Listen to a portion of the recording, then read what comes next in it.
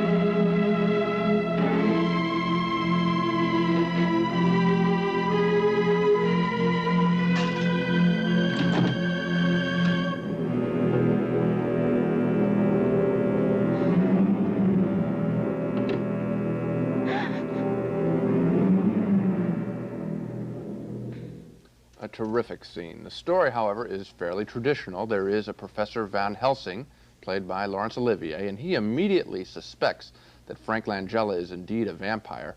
I think maybe the cape and his reaction to garlic give him away. You are a most unusual creature, Count Dracula. Yes. How is the fair patient? Her diagnosis presents difficulties. I feared it might, my friend. Would you care to see what I have prescribed for her? Anything that you prescribe for Miss Lucy has the greatest interest for her. My prescription is a most unusual one.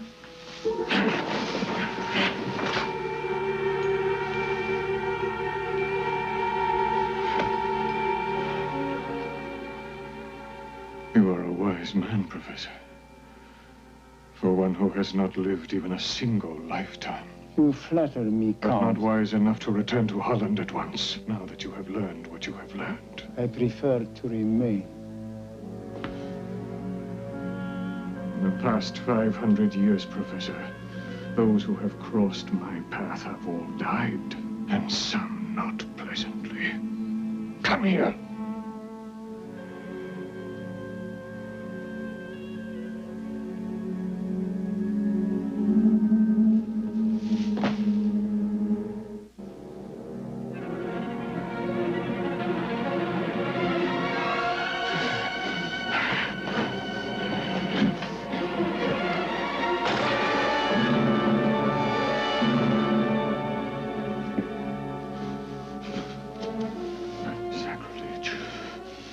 Sacrilege!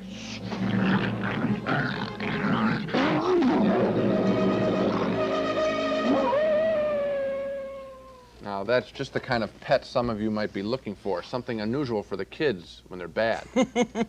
I think we see one of the weaknesses of the film there, and that is Sir Laurence Olivier. He's a tired old Professor Van Helsing. He comes across as not too much of a threat to Dracula, and thus I think the tension is really lost in the picture, which is a shame, because Frank Langella is very good, managing to be romantic and threatening and world-weary at the same time. I like the movie because of Frank Langella as Dracula, but sad to say, pretty much only because of him. I like Frank Langella just as much as you did. I like the movie a lot more than you did. I think it did a wonderful job of creating the mood and atmosphere of that time. I mean, the direction, the art direction, the music.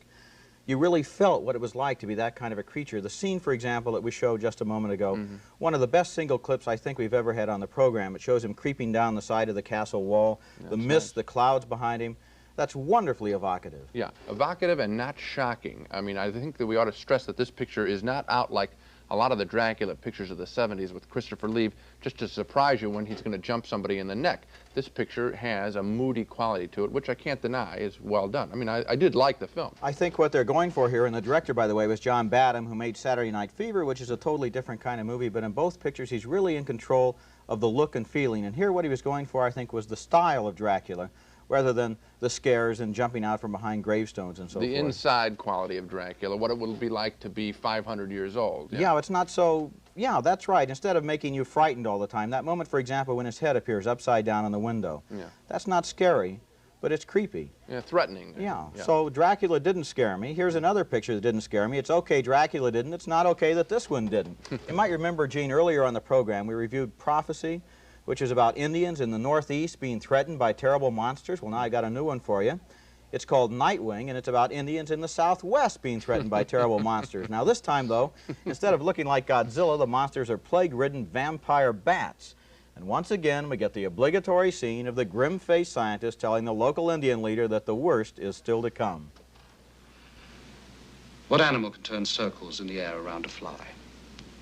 Has echo-sensitivity equipment superior to a billion-dollar bomber, can see in the dark better than a cat, communicates with high-frequency sounds, converts the blood of other animals into its own blood, mates all the year round like a human, can't live in harmony with other animals, has no fear of humans, and in fact thinks of us as food, carries bubonic plague without dying of it. Go on. I'm listening. Yes, I hope so. Because the only animal that fits that description is the vampire bat. There's something on the scope. Using scientific instruments to track the bats, he and his partners prepare for the attack. Here they come only minutes after sunset. West, northwest, bearing directly towards us in a tight formation. Listen.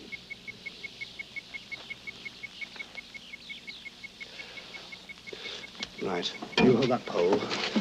Anne, hit the switch the moment I say so. Keep your nerve and don't throw it too soon. Oh, God, that sound. Now, I've seen movies in which the monster was interesting, but the people were dumb, like Jaws 2. And I've seen movies in which the people were interesting, but the monster was dumb, like Alien. But Nightwing is bad because of a fatal combination. The people are boring, and so are the bats. That's pretty much of an indictment of the picture. You know, there's another thing going on here. This is one of those small monster pictures. You know, it's one thing when you're frightened by an elephant or a great white shark. Yeah, right? a whale, something. This is the creepy little things with bats. There was that bee picture, the swarm. The swarm, right. I have a feeling that when it's that tiny, you don't really go, oh my God. You go, yeah, get off of me. You know, now that isn't very frightening. It's just uncomfortable, and I think that's what this picture does. It's just slimy. Two more strong no's for the vampire bat film Nightwing. A pair of yeses to Frank Langella's fine performance as a romantic Dracula.